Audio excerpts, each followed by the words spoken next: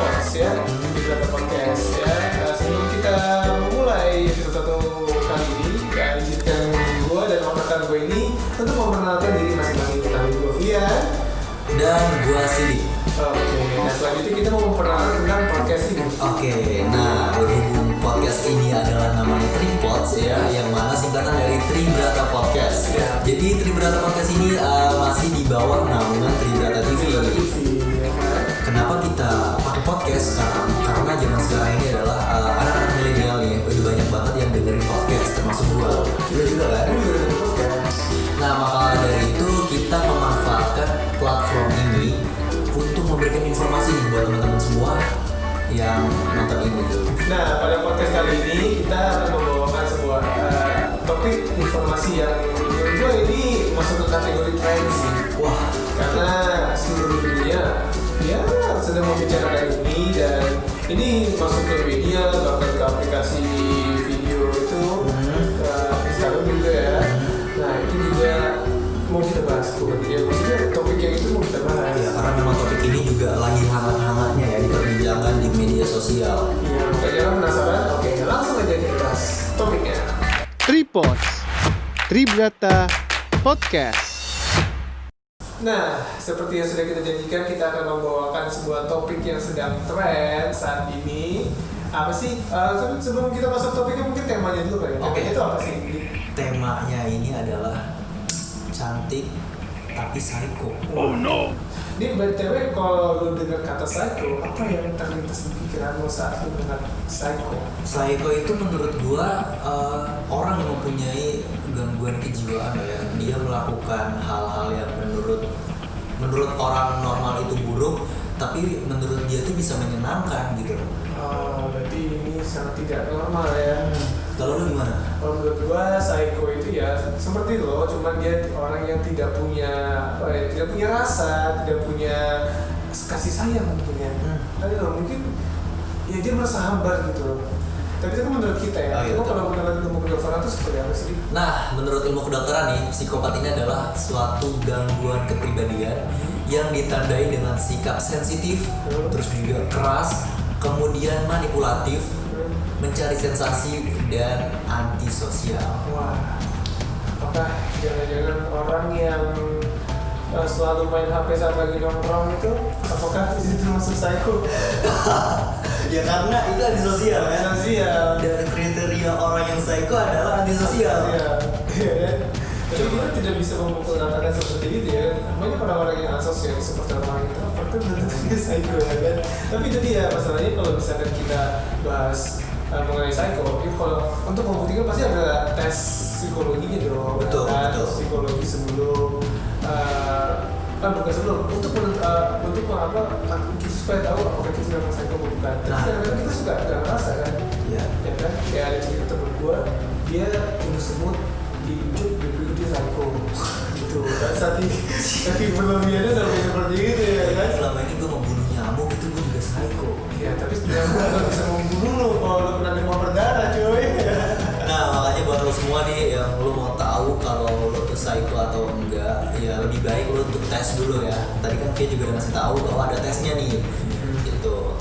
Oke, kita langsung masuk aja ke topik yang sedang menggempakan dunia. Ada gadis bernama Isabella Guzman, ya, gadis berparas cantik yang menggemparkan dunia lewat aksinya dengan yang membunuh ibunya dengan sangat sadis sampai ramai diperbincangkan oleh netizen. Tahu kan? Tahu ini lagi rame-ramenya banget nih. Dan emang ceweknya itu cantik banget cuy. Dan gue tidak menyangka kalau itu tuh suara saya, karena dari looknya ya, dari look itu dia sangat lucu menggemaskan begitu. Tapi ternyata berbahaya, seperti orang yang tersenyum sambil membawa belati. Oh no. Gila kan kata-kata gue. Gue dia Shakespeare gitu kata-katanya. Itu dia kenapa namanya cantik tapi psycho ya. Iya. Kalau misalkan di hubungan nih, dalam sebuah hubungan itu tuh dapat dikategorikan kayak cantik, dia udah memikat hati, tapi dia ternyata tuh PHP. Aduh, itu pengalaman pribadi Anda. Wah, dan mungkin itu juga pengalaman pribadi lo semua teman-teman. Langsung ngomong, wah ini orang psycho nih, dari PHP ini. Oke lanjut ya. Jadi Jadi Isabella Guzman ini merupakan seorang gadis cantik yang ternyata adalah pembunuh berdarah dingin. Gadis cantik ini nekat membunuh ibunya sendiri dengan menusuk sebanyak 151 tusukan di wajah dan juga leher ibunya. Ini tusukan di wajah dan leher. Padahal yang enak itu tusukan sate. Enaknya kalau makan, kalau ditusuk nggak enak. Iya makanya kan. Kalau 151 tusukan sate kayaknya Kolesterol, Pak. tapi sate apa dulu? Oh, iya, Sate bener. kambing iya kolesterol. Tapi ayam ya udah masih nyaman nggak sih? Oke lanjut ya. Ya Isabella Guzman dikabarkan tidak dipenjara lewat aksinya yang membunuh ibu itu kan.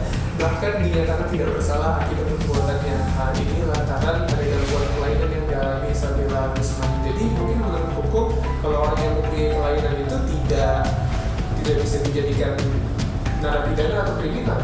Betul. Karena itu pure penyakit ya, bukan memang kesengajaan yang diperbuat. Gitu. Cuma mungkin kalau misalkan ada teman-teman yang paham masalah law semacam itu bisa komen di bawah karena kita juga butuh belajar juga nih masalah hukum seperti itu ya kan. Oke lanjut ke ceritanya. Nah jadi sebelumnya gadis asal Colorado ini diberitakan menghadapi dakwaan pembunuhan tingkat pertama ya, dituduh menikam ibunya sebanyak 79 kali di wajah dan juga leher di kamar mandi rumah mereka. Wah, kejadiannya di rumahnya. Di rumah. Isabella ini disebut-sebut sebagai salah satu sosok perempuan yang berdarah dingin di dunia. Meskipun begitu, faktanya dia tuh punya gangguan kejiwaan karena orang tuanya tuh udah bercerai semenjak dia masih kecil. Nah, sebelum pembunuhan sadis itu terjadi, si Isabella sama ibunya ini, si Yoon Min Ho itu kerap berantem lah, bertengkar gitu antara ibu dengan anak. Sampai akhirnya pertengkaran itu udah membludak gitu loh. Yeah. Ini dikarenakan emang ibunya tuh menikah lagi dengan Ryan Hoy. Ya ayah tirinya ya, berarti Ya, ini bisa betul. dibilang dia ini kena broken home juga ya kan, karena dia mungkin kita akan menambahkan catatan tapi mungkin di akhir aja kali ya. Oke, siap. Selanjutnya ayah tiri remaja itu Ryan Hoy mengatakan kepada pihak berwenang bahwa Guzman dan ibunya sering bertengkar sehari sebelum menikam ibunya. Isabella juga sempat mengirimkan email kepada ibunya yang isinya kalau akan menebusnya. Jadi dikasih surat ancaman dulu tuh. Nah, ancaman ini melalui email gitu loh.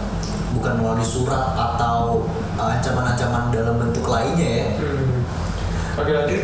Nah, jadi Ryan Hoy ini memberitahu pihak berwenang bahwa setelah petugas itu pergi ya, jadi emang ada petugas itu datang kemudian pergi lagi. Nah, si Guzman ini pergi nih ke kamar tidurnya dan tetap di sana sepanjang malam. Sementara ibunya ini kembali bekerja. Ketika ibunya ini tiba di rumah sekitar jam 9:30 malam, si Ryan Hoy ini berkata dia akan naik ke atas untuk mandi. Kemudian Hoy mengatakan sama polisi yang tadi memberitahu pihak berwenang itu bahwa dia tuh kemudian mendengar suara dentuman dari lantai atas dan istrinya tuh manggil-manggil nama dia.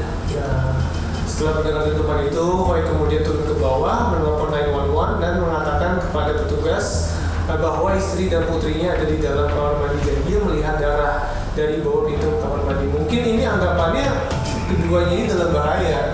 Jadi si Hoy ini masih belum tahu kalau misalkan si Isabella ini membunuh si istrinya, siapa tuh ibunya itu kan. Jadi dia pikir kayak, mereka berdua kenapa nih? Akhirnya dia telepon officer kan, dia telepon polisi. Nah, ketika polisi datang di rumahnya, mereka menemukan tubuh telanjang Yoon Min Hoy ternyata di lantai kamar mandi dengan banyak luka robek dan tusukan. Dia dinyatakan meninggal di tempat kejadian pada pukul 10.28 malam, berarti setengah 11. Nah dari situ juga akhirnya Ryan Hoy mengetahui bahwa istrinya ini tewas karena anaknya sendiri. Oke, mungkin langsung kita skip aja ke setelah kejadian ya. Setelah kejadian itu Isabella diringkus dalam waktu 16 jam semenjak ditetapkan sebagai buronan. Ketika itu usianya masih 18 tahun. Dan kini dia sudah 25 tahun ketika sidang di pengadilan untuk mempertanggungjawabkan perbuatannya. Isabella sempat tersenyum ke arah kamera wartawan yang menyorotnya. Jadi di sini dia masih masih usia muda kan, memang usia 18 tahun ini masih usia labil kan. Jadi mungkin emosinya masih belum terkondisi. Apalagi ini juga ada broken home kan, nggak ada yang memperhatikan memperhatikan gitu. Jadi ya udahlah dia berpikir atau seperti itu. Nah kemudian di pengadilan Colorado sendiri itu juga memvonis bahwa Isabel itu nggak bersalah ya, dan akhirnya dia dikirim ke rumah sakit pemerintah di Pueblo untuk menjalani perawatan kejiwaan alih-alih dikirim ke penjara. Ya mungkin itu aja sih informasi yang barusan itu udah menutup perjumpaan kita pada episode kali ini. Semoga informasinya dan cerita yang kita sampaikan ini bisa bermanfaat buat lo semua. Tadi kan kita udah janji mau kasih catatan nih. Betul. Nah itu dia. Mungkin catatannya adalah kalau misalnya buat para orang tua nih, kita kan belum jadi orang tua, tapi soon kita bakal jadi orang tua suatu saat nanti. Ya mungkin pelajaran yang bisa diambil adalah jangan bertengkar di depan anak. Betul. Ya kan walaupun ini kan bercerai suatu saat nanti anaknya akan tahu. Mungkin dengan tidak mempermasalahkan sesuatu di depan anak, dan akhirnya mungkin dia setelah dia udah dewasa dia akan mengerti, oh ternyata orang tua gue cerai karena ini. Jadi kayak di umurnya yang masih muda kayaknya jangan ya, apalagi masa-masa depresi itu kan itu bahaya banget ya, antara dia bisa seperti ini atau mungkin dia suicide. Itu mungkin banyak banget kejadian kalau seperti itu ya kan. Sekarang banyak banget kejadian-kejadian yang menyebabkan seseorang tuh bertindak ya akhirnya seperti ini. Gitu ya kan, dari mulai cyberbullying, terus ya ini broken home ya, dan lain sebagainya. Aku juga mau sedikit menambahkan kalau misalkan di orang tua punya masalah nih antara suami dan istri, tolong dibicarakan baik-baik dan jangan di depan anaknya, karena itu juga bisa mengganggu psikologis anak kan secara nggak langsung. Oke, ya udah, jadi ya, makasih yang udah dengerin kita ngoceh dari tadi ya kan ya. Semoga kalian menikmatinya, dan juga jangan lupa buat dengerin dan nonton ya Tripods episode lainnya. Oke, ditunggu. Oke, untuk itu gua sini pamit undur suara Dan gue pamit undur suara. Sampai ketemu lagi di Tripods Tribrata Podcast, profesional, modern dan terpercaya.